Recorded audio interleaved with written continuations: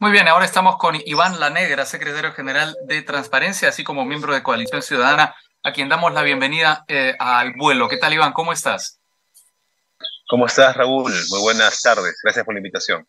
Saludos hasta la cálida Trujillo. Bueno, una primera pregunta que quería plantearte. Lo que dice Giovanna Peñaflor es muy atendible. Lo que dice es que estamos frente a dos gallitos de pelea que se están pasando todo este tiempo diciendo, agárrame que le pego, más o menos, que es la forma más directa de no hacer nada, de básicamente blufear. ¿Tú sientes que estamos en esa situación o vivimos momentos de verdadera tensión que están poniendo al borde del colapso de nuestro sistema constitucional? Sí, creo que hay un poco sin duda, de teatro, ¿no? Político en todo esto, ¿no? Ese es sin duda parte de una dinámica que hemos visto ya hace buen tiempo. Pero también, en la medida que están usando herramientas que son muy serias, también riesgos. Es decir, es un juego peligroso, por decirlo de alguna manera, ¿no? Es decir, Ujú. es una situación en la cual la inexperiencia política, los intereses particulares dominantes, la ausencia de una mirada de largo plazo, eh, genera siempre un riesgo de que estos juegos terminen en algo muy serio, ¿no? Y ya nos pasó antes, recordarás que cuando se vaca a Vizcarra, al presidente Vizcarra, muchos congresistas dijeron de que votaron pensando de que no iban a ganar, ¿no? Y al final obtuvieron la votación y se vieron involucrados en una situación que ya sabes cómo terminó, ¿no? Entonces, Sí.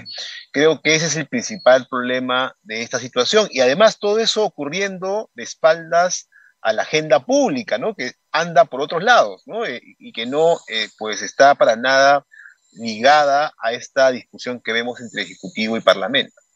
Podemos entrar al detalle de esta discusión, si te parece, lo haremos en un instante, pero antes quería plantearte un tema que me parece bastante elemental y quizás lo más penoso de lo que está ocurriendo, que es que en la práctica, en la clase política peruana, nadie quiere hacer política, nadie quiere discutir, nadie quiere conversar, Mm. nadie quiere negociar, nadie quiere hacer política. Sí, creo que en algunos porque no quieren, pero me parece que la gran mayoría porque no saben, Ya. porque tenemos una clase muy precaria, ¿no? O sea, actores cuya primera responsabilidad pública en muchos casos es esta, la que están asumiendo ahora, ¿no? Sin ninguna experiencia previa, sin ningún vínculo además con actores sociales que lo empujen, ¿no? Hacia ciertas acciones medianamente responsables en estos campos. Entonces dependemos muchísimo de, digamos, casi de la buena voluntad de algunos actores para tratar de reconducir todo esto, ¿no? Y eso es lo que genera esta sensación de distancia tan grande entre la gente y su representante. Ujú. Ahora, digamos, esto se salda, por ejemplo, con el Congreso con 86% de desaprobación. ¿Es José Williams el presidente que necesita hoy el Congreso? A ver, es que esa pregunta puede tener, digamos, dos connotaciones, ¿no? Uno diría entonces, bueno, entonces ¿quién, no? Entonces, no, y en verdad no es fácil, ¿no? Yo Déjame creo planteártela de otra manera. Déjame planteártela de sí. otra manera. Entonces, ¿no sería mejor tener un presidente del Congreso que no esté a Mm. la sombra de la vicepresidenta del Congreso, Marta Moyano, que se dice es en la práctica quien toma las decisiones? Puede ser, LA puede ser. Lo que pasa es que los congresos siempre reflejan las correlaciones de fuerzas, aún estas sean precarias, ¿no? Y me parece que lo que pasa es eso, digamos, ¿quiénes son los que tienen un mayor peso en estos momentos en un conjunto de decisiones? Eso son ellos, ¿no? Por la fragmentación tremenda de los otros grupos. Hay que recordar que Fuerza Popular no fue el grupo con el mayor número de congresistas al empezar Sí. esta legislatura. Entonces hay una enorme responsabilidad de los otros grupos y sus divisiones por esta situación que estamos viendo, ¿no? De acuerdo. Ahora vamos a lo que está ocurriendo.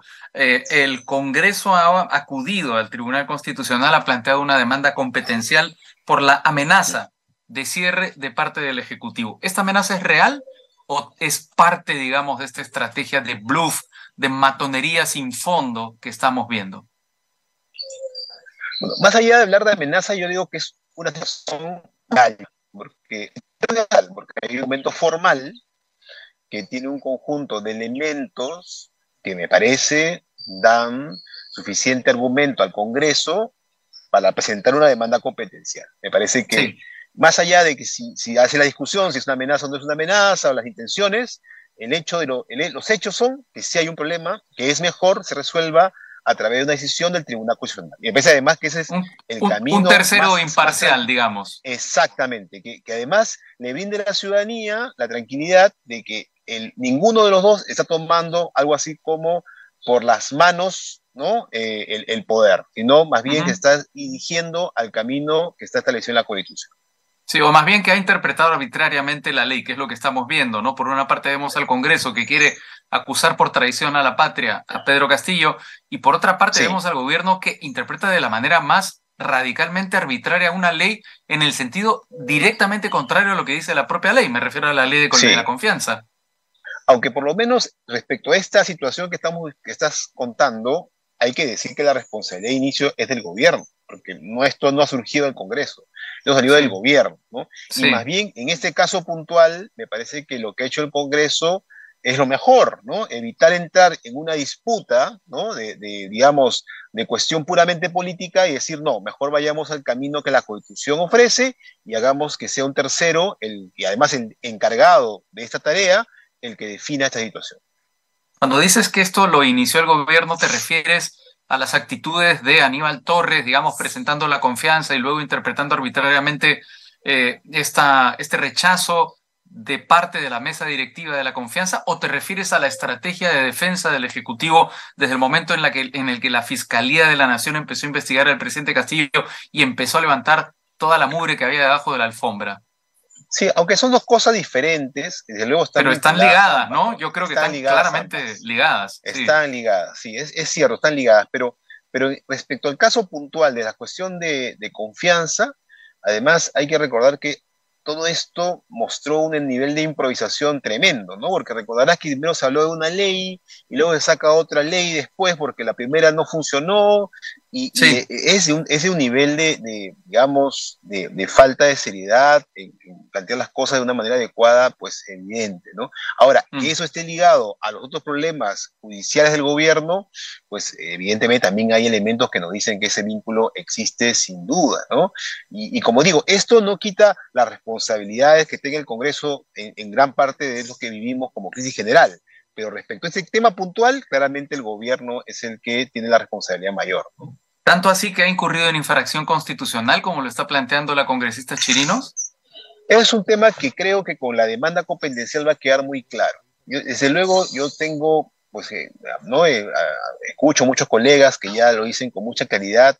Me parece que es un tema ya más personal, más que no involucra necesariamente a mi institución, pero me parece ya una cosa muy clara que hay una obligación del presidente que está en la Constitución de hacer cumplir las leyes. Sí. ¿Ok? Y además hay mecanismos para cuestionar cuando se considera que una ley está en contra, por ejemplo, de la Constitución. Y eso ya se hizo. Y entonces, ante esa situación, digamos, me parece claro de que el presidente no puede dar una señal por la cual, por su propio arbitrio, decide qué ley cumple y qué ley no cumple. Creo que eso sí es un tema muy, muy, muy riesgoso, ¿no?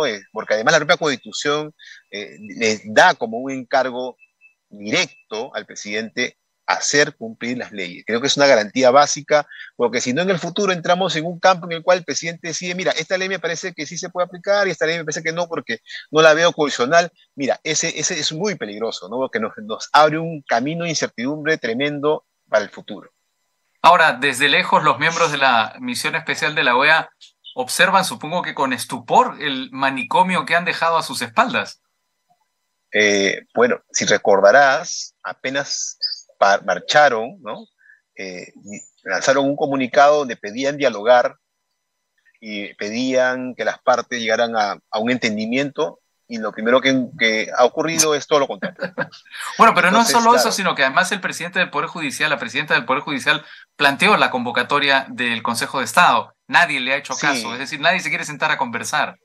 Bueno, sí, algunos han ido, desde luego. Bueno, pero los dos principales... Los dos actores principales... Actores de esta crisis, ¿no? Y creo que ahí sí hay una falta, pues, posiblemente de reflejo del Congreso, ¿no? Porque más bien mostraba o ponía en evidencia que el problema era solamente el otro lado, ¿no? Pero Sí. pareciera que están empecinados en mostrar que ambos tienen problemas, ¿no? Entonces decidieron ambos no estar. No, se hacen favores mutuamente todos los días, ¿no? Digamos, el principal Sí, sostén de Castillo es el Congreso y viceversa. Ahora, en medio está el Perú. Iván, yo sé que esto sí, suena retórico, grandilocuente, pero es la verdad. Es decir, en medio de todo este desgaste y de esta confrontación están los problemas reales de los peruanos. sin duda, ¿no? Y son problemas muy concretos, ¿no? Exactamente. La situación, por ejemplo, en estos momentos hay una situación de un aumento de los casos de COVID.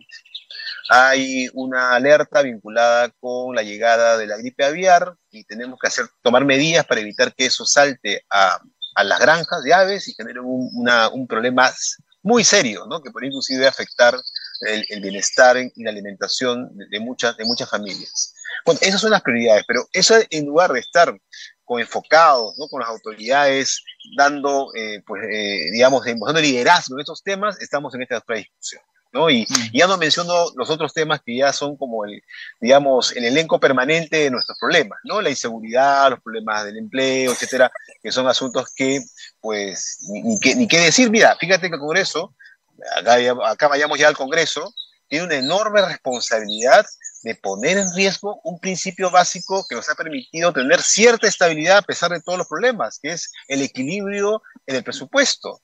Exactamente. Impresionante que un tema tan básico, y además me sorprende, ¿no? Por partidos que, digamos, han dicho siempre que son algo así, defensores, ¿no? De esos principios que están en la Constitución que se dio en el año 93. Bueno, esos grupos pues también parecieran no estar muy dispuestos a defender esos elementos ahora en estas circunstancias, siendo un elemento, como digo, muy peligroso el que se use un fondo como el de contingencia, que, Sí. que nos ha servido muchísimo en situaciones que, claro, son contingencias porque uno nunca sabe cuándo van a ocurrir, pero que inexorablemente en algún momento suceden. Y no tener Sí. recursos para responder a esas situaciones es de una irresponsabilidad enorme, ¿no?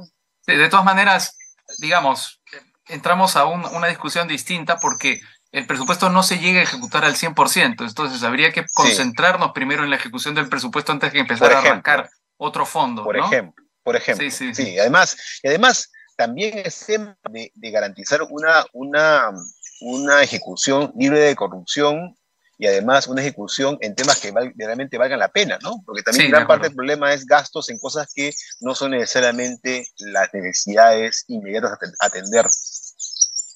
Listo. Iván La Negra, secretario general de Transparencia y miembro de Coalición Ciudadana, muchas gracias por tu participación en Algo Alum.